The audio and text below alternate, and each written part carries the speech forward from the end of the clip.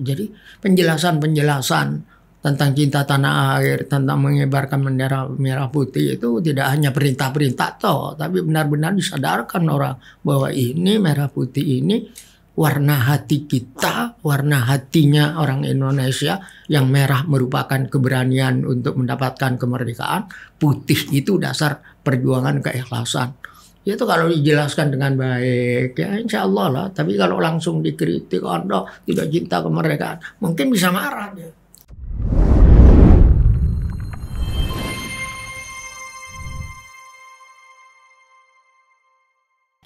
Assalamualaikum warahmatullahi wabarakatuh. Selamat berjumpa kembali bersama kami di podcast Pondok Pesantren Karangdurin bersama Media Center Pondok Pesantren Karangdurin. Alhamdulillah pada kesempatan kali ini kita kedatangan tamu agung, tamu spesial, idola kami. Beliau tokoh nasional, sastrawan, budayawan dari Kabupaten Sumeneb, tepatnya dari Batang-Batang Sumeneb, Kiai Haji D. Zewawi Imron. Assalamualaikum Kiai. Waalaikumsalam warahmatullahi wabarakatuh. Kiai apa kabar? Alhamdulillah diberi sehat oleh Allah. Alhamdulillah. Beliau ini merupakan tokoh nasional yang tentunya sudah tidak asing lagi bagi kita semua. Kiprah beliau baik di dunia sastra ataupun kehidupan-kehidupan yang lain. Beliau juga aktif mengisi dakwah. Banyak dakwahnya yang melalui syair-syair. Banyak hal yang beliau lakukan untuk memajukan, untuk menenteramkan negara kesatuan Republik Indonesia. Beliau sangat berjasa sekali dalam hal itu. Selanjutnya Kiai, kita langsung ke tema saja. Ini bertepatan dengan peringatan Hari Kemerdekaan Republik Indonesia menyambut 17 Agustus tahun 2023, ulang tahun Indonesia yang ke-78. Bagaimana atau apa makna dari kemerdekaan itu menurut Kiai? Ya, ketika tahun 45 itu yang lebih diutamakan adalah seluruh wilayah Nusantara yang kita sebut sebagai Indonesia itu bebas dari eksploitasi penjajahan dari negara-negara asing. Jadi merdeka pada waktu itu kita sudah punya pemerintahan sendiri, sudah bisa mengatur negara sendiri, dan untuk kemudian tentunya sebagaimana dikatakan oleh Bung Karno bahwa kemerdekaan itu adalah jembatan emas untuk menuju masyarakat adil dan makmur. Ya, kemudian dari kemerdekaan itu diupayakan bagaimana Indonesia atau penghuni dari Negara Kesatuan Republik Indonesia atau yang disebut rakyat Indonesia itu bisa merasakan kemerdekaan itu untuk merasakan masyarakat yang benar-benar sejahtera, makmur dalam keadilan, adil dalam kemakmuran. Jadi kemerdekaan itu sampai sekarang itu harus diupayakan untuk kebahagiaan bersama seluruh rakyat Indonesia tanpa pilih bulu itu. Jadi kemerdekaan itu sekiranya setiap warga yang ada di Indonesia ini merasakan keadilan dan kemakmuran ya, tanpa pandang siapapun mereka, ya, dari etnis mana mereka, suku mana mereka, seperti ya Kiai. Dan sebagian itu sudah terlaksana. Ya. Alhamdulillah. Anak seorang pemanjat pohon siwalan di Kecamatan Batu Putih itu, ya. Orang tuanya pemanjat pohon siwalan, penyadap nira, ya. Katakanlah miskin, ya. Sekarang anaknya bisa jadi rektor di sebuah perguruan tinggi di Indonesia. Artinya semua orang sudah bisa mengenyam pendidikan. Ya, bukan semua orang, sebagian sudah terlaksana cita-cita mereka untuk bisa sejahtera. Sejahtera semua itu dibutuhkan perjuangannya. Betul. Dibutuhkan perjuangan. Ya. Jadi siapapun punya kesempatan, meskipun sekarang masih hanya sebagian yang sudah bisa merasakan itu, seperti ya Kiai. Ketika kita melihat peribahasa lama bahwa ketika kamu merasa sakit, itu kamu berarti hidup. Tapi kalau kamu merasakan kesakitan orang lain, barulah kamu manusia. Jadi ini sebenarnya kebersamaan, keadilan sosial bagi seluruh rakyat Indonesia harus diupayakan agar segala kekayaan yang ada di Indonesia itu bisa dinikmati dan bisa mensejahterakan seluruh rakyat. Terciptalah negara yang gemah ripah loh jinawi seperti Ya, ya. itu subur Kang Sarwo tinandur, murah Kang Sarwo tinuku, kata Bung Karno dulu. Oke. Selanjutnya Kiai, apa kira-kira generasi muda ini lebih-lebih bagi kita kalangan pesantren ya, Ya. untuk menjaga, merawat dan terus mengembangkan potensi kita di negara yang sudah merdeka ini, kira-kira langkah apa yang harus kita lakukan? Ya, setiap pesantren kan itu punya misinya dan punya visinya sendiri. Betul, Jadi, betul. ya, maka visi-visi itu semakin diperjelas, Ya, misi-misi semakin itu diperjelas untuk kemudian diusahakan para santri setelah keluar dari pesantren bisa melaksanakan visi dan misi yang ada di pesantren itu. Sebab masing-masing pesantren itu punya tugas-tugas sendiri yang berbeda, yang tidak sama antara pesantren yang satu dengan yang lain. Betul. Kita harus menghargai. betul. Sedikit kami sampaikan para pemirsa sekalian bahwasannya visi dan misi Pondok Pesantren Miftahul Ulum Karangdurin yaitu diantaranya mencetak ibadillah as-solihin, mencetak santri yang berilmu, beriman, bertakwa dan berakhlakul karimah.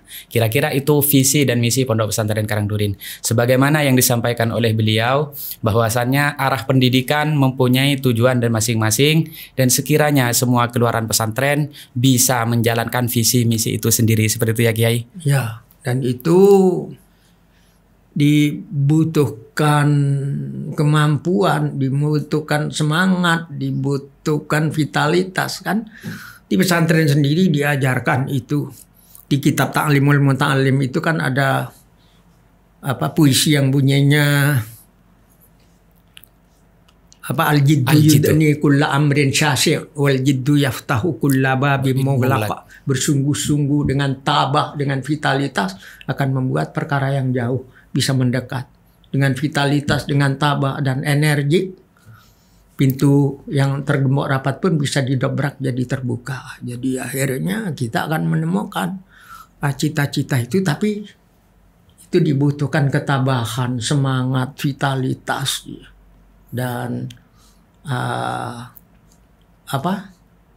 semangat yang tak kunjung henti, yang tidak boleh mati-mati. Ketika semangat kita sudah tidak ada, sudah mati, maka matilah kebudayaan kita. Paling tidak kepada orang yang tidak punya semangat itu. Karena itu semangat itu harus dijadikan milik bersama untuk tetap dalam kebersamaan. Sebagaimana yang sudah masyhur ya Kiai, manjadah wajadah. Siapa yang bersungguh-sungguh dia pasti akan mendapatkannya, seperti itu. Terus Kiai, kita di pesantren ini selain belajar ilmu agama juga dididik untuk bagaimana mencintai tanah air, bagaimana mencintai tanah air, bagaimana berusaha dengan sekuat tenaga untuk memakmurkan, memajukan negeri ini. Terus kemudian salah satu simbol yang kita lakukan ketika menjelang Agustus ini, kita mengibarkan bendera di seluruh penjuru pesantren. Ini sebagai wujud apresiasi ataupun sebagai wujud untuk mengingat perjuangan para pahlawan yang sudah mendahului kita. Pandangan Kiai, bagaimana apabila ada seseorang yang enggan lah atau tidak mau tahu menau dengan pengibaran bendera merah putih pada saat menyambut ulang tahun Republik Indonesia ini, Kiai? Ya, barangkali ya orang seperti itu perlu disadarkan.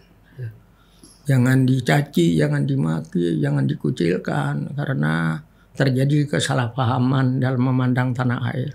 Tapi kita orang pesantren kan punya semboyan hubbul watan minal iman.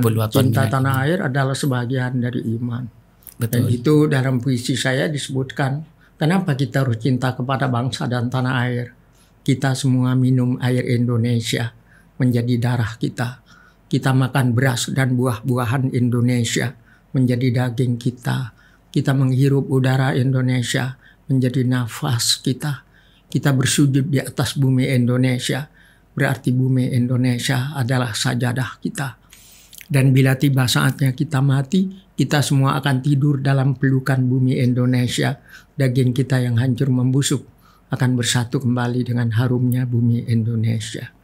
Tanah air Indonesia adalah ibunda kita. Siapa yang mencintainya, jangan mengisinya dengan maksiat, jangan mengisinya dengan dosa, jangan mengisinya dengan kebencian, permusuhan, dan adu domba. Jangan. Tanah air Indonesia ini sebenarnya sajadah kita. Siapa mencintainya harus menanaminya dengan benih-benih keimanan, benih-benih ketakwaan, kerukunan, persatuan, persaudaraan, dan kerja keras, kreativitas, dan kemajuan. Karena apa? Karena tanah air Indonesia adalah sajadah kita, tempat kita bersujud kepada Allah. Lihat para petani yang menanam padi di sawah itu, kan seperti orang rukuk dalam sholat. Ya. Betul. Ya, kalau kita diapresiasi dengan bagus kan, sebenarnya para petani ini kan memakmurkan negara kita. Allah berfirman dalam Al-Quran tentang bumi, tentang tanah ini. Allah berfirman, huwa ansya'akum minal ardi wastamarakum fiha. Allah menciptakan kamu dari bumi, kamu punya tugas memakmurkan bumi. Jadi sebenarnya memakmurkan bumi, memakmurkan tanah air ini tugas dari Allah. Jadi karena itu cinta tanah air, memakmurkan bumi itu adalah cinta tanah air. Salah satu di antara dengan menggunakan simbol bahwa kemerdekaan kita itu ditandai dengan proklamasi dan kibaran bendera merah putih. Itu sepakat semua orang Indonesia ketika merdeka mengibarkan merah putih. Karena itu disadarkan sejak dari anak-anak untuk mengibarkan bendera putih sebagai wujud daripada rasa patriotisme, cinta tanah air. Ya, jadi kalau ada orang tidak mau mengibarkan bendera itu, ya barangkali tidak ada orang yang mengajak dia, barangkali tidak pernah sekolah, tidak dapat pendidikan tentang arti bendera sebagai simbol dari kemerdekaan, yang belum tentu si orang yang tidak mau mengibarkan bendera itu yang salah, ya, karena memang dia barangkali memang tidak mendengar. Kalau tidak mendengar, untuk apa saya mengibarkan bendera, kan gitu. Ya, di sebuah tempat itu ada orang yang tidak pernah naik bis gitu. Jadi begitu dia naik ke atas bis, didatangi oleh kondektur, Pak beli karcis. Buat apa karcis? Saya tidak perlu karcis. Ya ini untuk, karena Bapak naik, saya naik. Nah, kemudian ada orang yang menjelaskan, Pak, bis ini untuk bisa jalan, itu harus pakai bensin. Dan untuk dirawat itu perlu uang. Makanya untuk beli bensin itu Bapak harus bayar. Berapa harus bayar saya? 5 rupiah. Oh ya, ini 5 rupiah. Langsung bayar. Jadi penjelasan tentang cinta tanah air, tentang mengibarkan bendera merah putih itu tidak hanya perintah-perintah toh, tapi benar-benar disadarkan orang bahwa ini merah putih ini warna hati kita, warna hatinya orang Indonesia, yang merah merupakan keberanian untuk mendapatkan kemerdekaan, putih itu dasar perjuangan keikhlasan. Itu kalau dijelaskan dengan baik, ya insya Allah lah. Tapi kalau langsung dikritik, Anda tidak cinta kemerdekaan, mungkin bisa marah dia. Oh iya, berarti kita tidak bisa langsung menjustis dia tidak nasionalisme ya Kiai. Ya, tapi yang perlu kita lakukan harus memberikan itu, edukasi. Kita datang orang tepi gunung yang memang tidak pernah melihat, diajak salat, apa saya salat? Saya tak butuh salat. Tapi ketika diterangkan bahwa Anda untuk bisa menanam itu butuh apa sawah Anda? Ya saya butuh hujan. Ya, air hujan itu siapa yang menurunkan? Siapa ya? Yang menurunkan hujan itu Allah Rabbul Alamin. Berkaitan dengan afara'aitumul ma'alladzi tasyrabun wa antum tasra'un antum anzaltumuhu minal muzni am nahnul munzilun. Jadi dibutuhkan barisan dakwah. Dakwah itu tidak sekedar tidak sekedar ngomong bentak-bentak di podium, tapi dakwah itu bisa dari rumah ke rumah, kemudian diajak, disadarkan orang.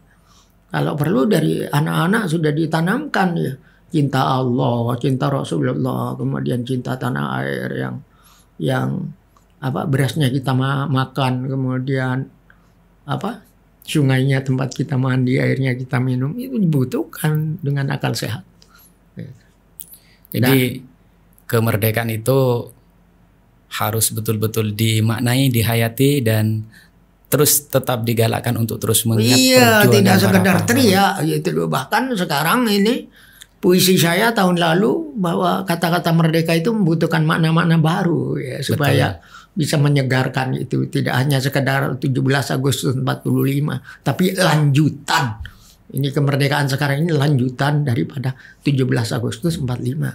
Tapi kalau tidak ada 17 Agustus 45, tidak ada proklamasi, sampai sekarang mungkin kita tidak merdeka. Karena itu kelanjutannya menjadi penting. Jadi ada kesinambungan lah perjuangan para pahlawan yang dahulu dengan kita yang hidup sekarang, itu ada kesinambungan. Kita harus wong tetap di melanjutkan dalam perjuangan. agama saja kan ada musalsal. Siapa gurumu? Oh, Kiai Fulan. Kiai Fulan dapat dari siapa? Oh, dari Kiai Fulan. Kiai Fulan dari siapa? Terus ke atas. Kiai Fulan dapat siapa? Dari Imam Syafi'i. Imam Syafi'i dapat dari siapa? Dari sahabat. Sahabat dapat dari Sayyidina Ali atau Sayyidina Abu Bakar. Sayyidina Abu Bakar dapat dari siapa? Dari Rasulullah. Kan nikmat beragama secara begini ya.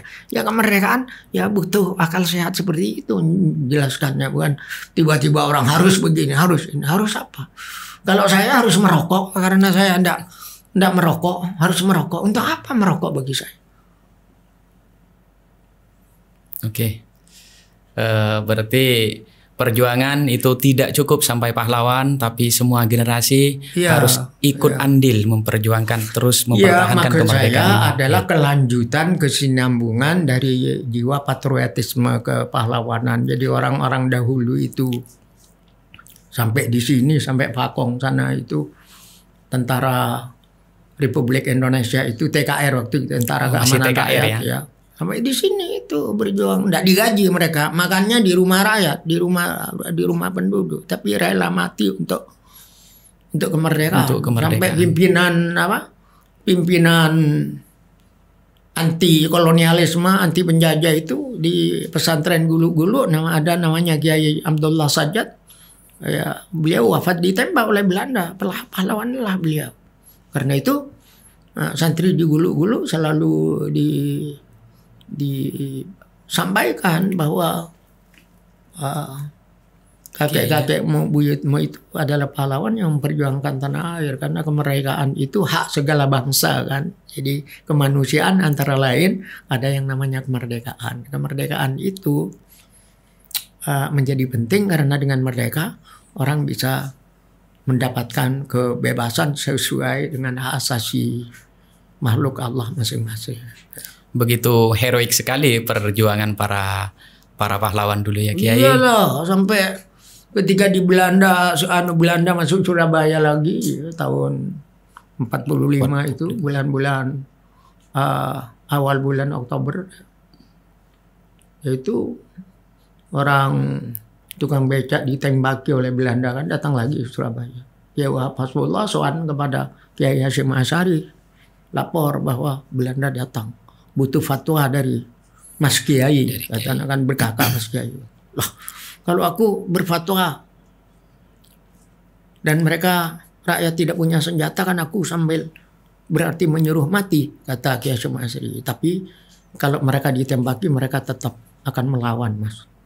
Karena itu fatwa itu penting. Oh ya, kumpulkan Kiai seluruh Jawa Madura. 28 Oktober dikumpulkan. Di situ istikharah, ditemukan 2 butir fatwa resolusi jihad. Itu yang pertama. Yang pertama adalah berjuang angkat senjata melawan penjajah yang zalim, itu wajib hukumnya.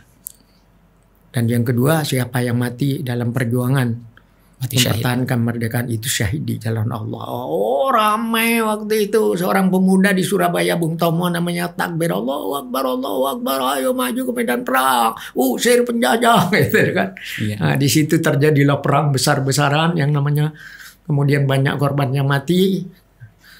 10 November disebut Hari Pahlawan. Bahkan Pak Gatot Nurmantio, betul, ketika Hari Santri pertama di Jakarta, kebetulan saya baca puisinya di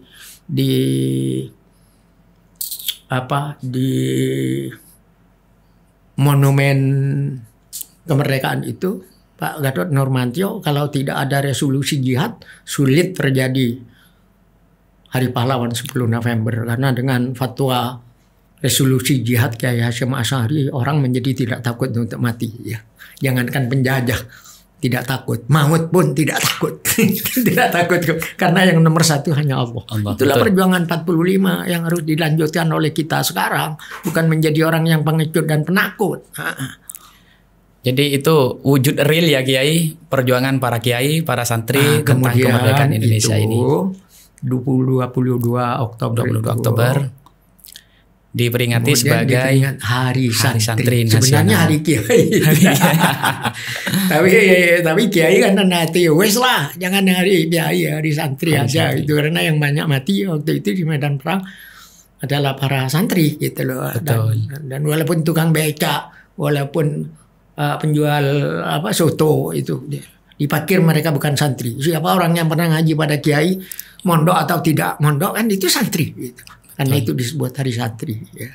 Bahagialah kita orang pesantren mendapat anugerah dari pemerintah. Zamannya Menteri Agama Lukman Hakim Saifuddin itu hanya ada Hari Santri, dan itu yang baca puisi pertama Hari Santri itu saya. Bahagialah saya karena saya disuruh membaca puisi Hari Santri. Tapi sebelum itu memang ada puisi itu, judulnya Resolusi Jihad yang saya bikin. Sebelum itu dibacakan ketika ada musyawarah Rabitatul Ma'ahid di Pandaan seluruh Indonesia. Mungkin ada 15.000 orang pesantren seluruh Indonesia, saya ingat. Lah ketika ada Hari Santri, puisi itu diubah beberapa, judulnya diubah menjadi, kalau sebelumnya menjadi puisi Resolusi Jihad, berubah menjadi puisi Hari Santri. Hari Santri Nasional HSN. Sudah berapa menit kita ini bicara? Masih 20. Oke. Kalau 30 selesailah nanti. Ya. Ini Kiai, sebetulnya untuk masalah kemerdekaan mungkin ya, sudah banyak yang Kiai kupas. Saya hanya ingin tahu sedikit tentang huruf D di awal nama panjenengan itu. Itu tidak perlu diketahui ya orang itu. Ya, ini tidak menyamakan dalam Al-Quran itu. Ya. Dan tidak menyamakan dengan Al-Quran. Ya. Orang-orang dengan alif, lam, mim, ha, mim, sad itu atau nun itu tidak ada yang memasalahkan kok nama saya. Orang kecil mau dimasalahkan, udahlah anggap saja itu D itu tidak ada. Dipasang juga baik, tidak dipasang tidak mengurangi kehormatan saya. Sohibul ismi a'lamu bimuradihi, seperti itu ya Kiai. Karena kami sedikit baca Kiai, apa D itu, ternyata jawaban dari Kiai D itu dirahasiakan. Ya, jadi orang tidak perlu dulu tahu memang kira-kira dipakai itu. Tapi setelah saya berumur berapa ya, 25 barangkali, ternyata D itu perlu disingkat. Perlu disingkat. Jadi disingkat itu keperluan aurat ya, itu aurat saya. Karena itu tidak saya buka. Kita kan kalau aurat kita misalnya dibuka bagus atau enggak? Tidak bagus ya. Tidak bagus. Ya itu aurat, kalau dibuka enggak bagus. Hanya orang-orang tertentu, teman-teman saya di zaman itu yang tahu dia apa. Tapi saya sudah mohon kepada mereka, tolong jangan dibuka lah, ini auratku. Tapi waktu muda kita kan aurat kita kan boleh dibuka kan, waktu muda, waktu anak-anak. Oke, jangan tekan aja kan, boleh. Oke. Oh ya Kiai, ini karena kami pesantren pasti butuh banyak inspirasi, banyak butuh motivasi. Ini ada salah satu kehidupan Kiai ketika ada di pesantren yang hemat kami ini cukup menginspirasi dan mungkin perlu disampaikan juga kepada para pelajar, kepada para santri ini tentang Kiai sebelum jadi penulis terkenal itu. Apakah betul Kiai sering baca koran-koran bekas sampul makanan itu yang kemudian dijadikan media untuk belajar otodidak, menulis syair, menulis puisi yang kemudian jadilah seperti sekarang. Ini guyonnya tapi tidak selalu. Setiap huruf yang berceceran saya ambil dan saya baca. Ternyata saya di huruf-huruf itu menemukan hikmah-hikmah yang bisa memacu dan mengantar saya kepada kesadaran-kesadaran baru gitu loh. Ya, kesadaran itu kan menjadi penting ya, sebab menjadi penyair itu sebuah kesadaran. Karena saya tidak bisa berbuat lain ya, karena sekolahnya SR atau SD. mondok hanya 18 bulan, saya tak mungkin jadi ulama waktu itu. Jadi saya sadar ya, karena itu saya belajar. Jadi satu-satunya jalan yang mungkin singkat ya, bikin puisi yang belum tentu bagus. Tapi kata orang bagus ya, saya menang orang lomba, mengapresiasi itu bagus ya. Menang lomba berkali-kali diterbitkan. Betul. Ya sampai ya. Bahkan ada yang sudah diterjemah ke dalam bahasa asing juga. Ya, ya. Jadi itu apa ya, perjalanan hidup yang kami rasa sangat menginspirasi sekali. Bayangkan beliau lulusan SR dulu, sekolah rakyat sebelum ada SD ya Kiai. Terus melanjutkan pendidikan ke pesantren, tapi sudah bisa jadi tokoh nasional, bisa jadi sastrawan, bisa jadi budayawan, dai dan pembicara di seminar-seminar. Ini berangkat mungkin ini salah satunya adalah berangkat dari kesungguhan beliau terhadap pendidikan. Apapun yang beliau baca. Kembali kepada al-jiddu yudni kulla amrin syasi' itu tadi. Ya. Tapi kan orang tak berilmu itu kan bahaya kan. Betul. Di Ta'limul Muta'allim ada Imam Syafi'i juga yang mengatakan bahwa al-jahiluna fa mauta qabla mautihim wal alimuna wa immatu fa ahya. Orang-orang yang tidak punya ilmu meskipun masih hidup, dia sudah mati sebelum dikuburkan. Dan orang-orang yang berilmu walaupun mati tetap hidup. Contohnya kayak Gus Dur, Hasyim Asy'ari, orang-orang berilmu ya, walaupun beliau wafat ilmunya masih ya. Jadi itulah namanya menjadi harum. Dan itu penegasan Imam Syafi'i terutama untuk kaum santri dan non santri pun bisa mengambil ini. Ada puisi Imam Syafi'i itu sangat vitalistik sekali, tidak kalah, mungkin lebih bagus dari puisinya Khairul Anwar lah. Imam Syafi'i mengatakan wa man fatahu ta'lim inda syababihi fakabbir alaihi arba'an liwafatihi. Yang kalau diterjemahkan secara bebas, kalau ada anak muda malas belajar waktu mudanya, angkatlah takbir 4 kali sebagai salat jenazah untuk kematiannya. Jadi anak muda yang tidak belajar itu tidak perlu hidup lah, dikuburkan kalau kan gini itu. Nah, itu menantang sekali. Bicara tentang Yai, ini tentang orang alim, orang jahil. Ini kami sedikit ingat quote-nya sampean, quote-nya panjenengan yang mengatakan bahwasannya di Indonesia ini sudah banyak orang yang berilmu, berpendidikan, tapi sedikit orang yang mujur. Kira-kira seperti itu. Apa maksud dari ungkapan itu, Yai? Orang yang mujur itu antara lain orang yang mampu mengamalkan ilmunya.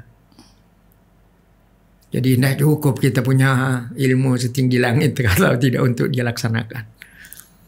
Jadi makanya Ibnu Ruslan menyanyikan fa'alimun bi ilmihi lam ya'malan mu'adzabun min qabli membadil watan. Jadi ada orang alim tapi ilmunya tidak diamalkan, dia akan diazab nanti sebelum penyembah berhala dihukum. Itu harus difahami ya. Jadi buat apa kita belajar kalau hanya tidak untuk diamalkan? Karena itu dalam pantun Melayu disebut kepalang ajar. Orang belajar yang malang. Ya. Orang yang tidak mengamalkan ilmunya. Iya. Ya, itu yang disebut. Itu dalam pantun Melayu disebutkan berburu ke padang datar. Oh, dapat. Ya. Dapat rusa belang kaki. Ya, berguru kepalang ajar. Seperti bunga kembang tak jadi. Seperti bunga begitu memekar tidak harum, sudah runtuh, sudah rontok itu loh. Ada harumnya. Buat apa bunga yang tidak harum? Buat apa orang alim yang tidak mengamalkan ilmunya?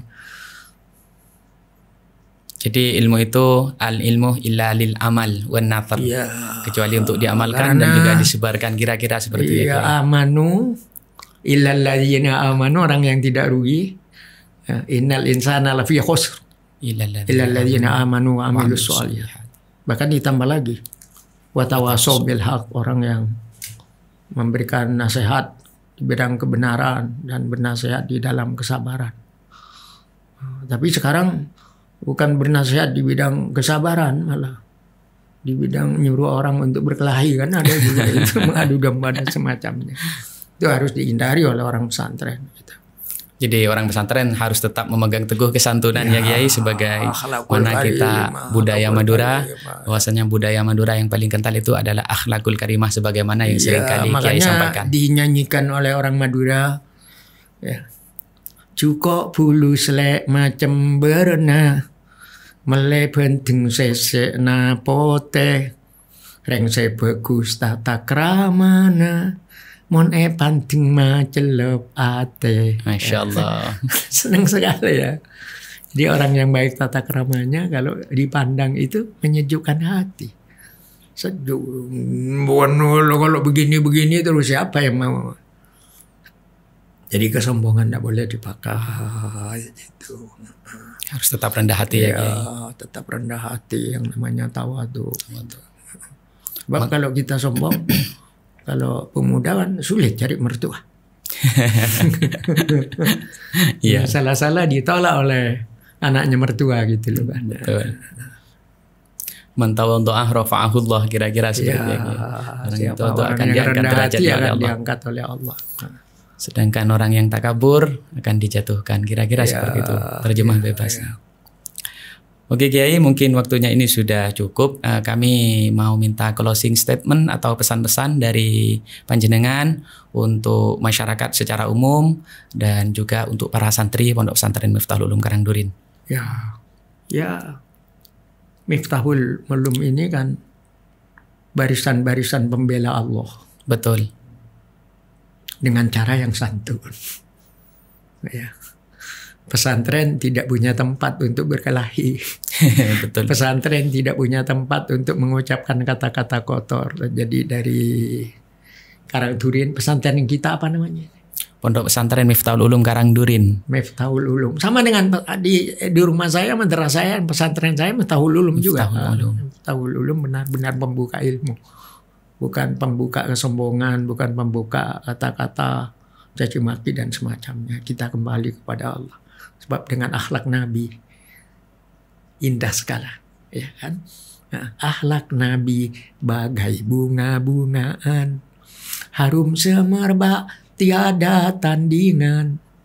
Wahai Nabi, wahai junjungan, kami senang mengikut Tuhan. Pengikut Nabi itu santun. Nabi itu, ya, Nabi kalau Anda tahu, Nabi Muhammad utusan ilahi, wajahnya jernih berseri-seri, kalau tersenyum bertemu insan, terhapus sedih dan kesusahan. Jadi senyumnya Nabi itu luar biasa senyumnya Nabi itu bisa menghapus. Nah sekarang Nabi kan tidak ada. Gimana kalau Nabi tidak ada? Ya. Ulama.